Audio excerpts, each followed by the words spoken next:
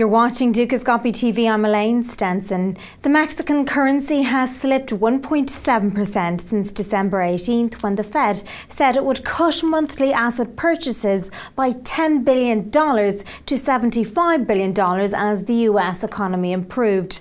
Emerging market currencies are generally weak, including the peso. I'm joined now by Peter Grimsditch from the Oxford Business Group. Peter, what are you expecting for the peso in 2014? I don't think that the prospect for the peso immediately is particularly good because it dipped immediately after the beginning of the new year, and I think that the markets are not going to be keen on the fact that Mexico has decided to quadruple its deficit spending under the current budget, and also I think that the markets are seeing through what is unjustified euphoria at the first stage of some reforms. When you look, for example, they're promising lots of new jobs, cheaper electricity, new oil finds, another 1 million barrels of oil a day in the next 10 or 12 years, and the reforms have not even got to the stage of sorting out any of the details.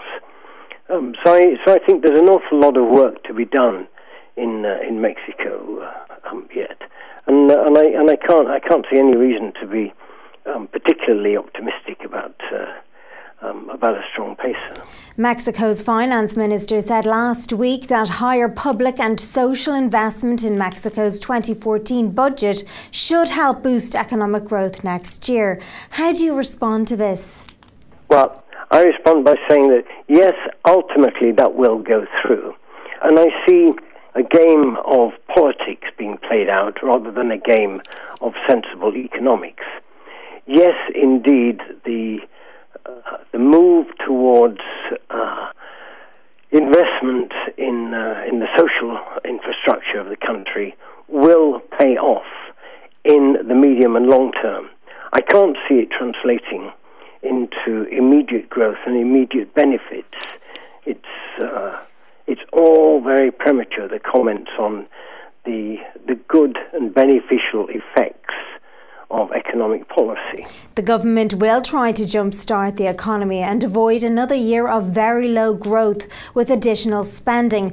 What are the main ways they'll attempt to do this, and do you think that this is feasible? The tried and trusted method is to dig out a whole load of money from somewhere, and in this case it's going to be deficit spending, and spend it on infrastructure. The infrastructure deficit in Mexico is costed at around 40 billion. But that seems to me it's a bit of a back-of-the-envelope figure, that anyway. It's a lot of money. The infrastructure in Mexico, whether you're talking about communications by road or rail or the airport or the electricity or water or sanitation, is absolutely appalling and needs an awful lot of money spending on it. And this is one of the ways in which they're trying to kickstart the economy. And if they want any guarantees, then they should really look towards Japan, which has been trying to do it for years, and it doesn't work in Japan. Now, it may well work in Mexico. It may give some temporary relief, but there is a limit to how much you can run a country on debt.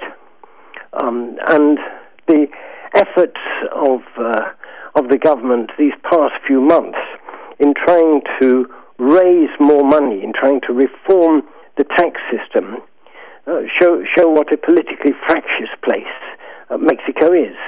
And I think an example of how they played politics with the tax suggestions was the way they suddenly backed off the idea of putting a tax on food. And that seemed to me to be, at the time, to be such an unlikely thing, to try to raise the tax base of the entire country by taxing food was quite clearly going to be so unpopular that it was probably never serious in the first place, and was perhaps a bit of a trade-off with the other politicians, with the other parties, in order to get the energy through. so the energy reform through. So you suggest some outrageous tax, and then you give in. So you seem to have allowed a victory elsewhere. And I think that the kickstart they will get from investing in infrastructure will not be particularly sustainable, because Mexico has to recover from decades of neglect. Even its energy reform, it has to move its whole mindset to shift what has been the case with its energy industry for 75 years.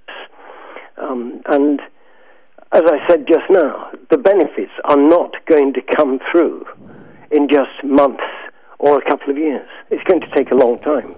Peter, thanks so much for joining me on the line today, and that's all from me today. But do check back for more updates from the team throughout the week. Bye for now.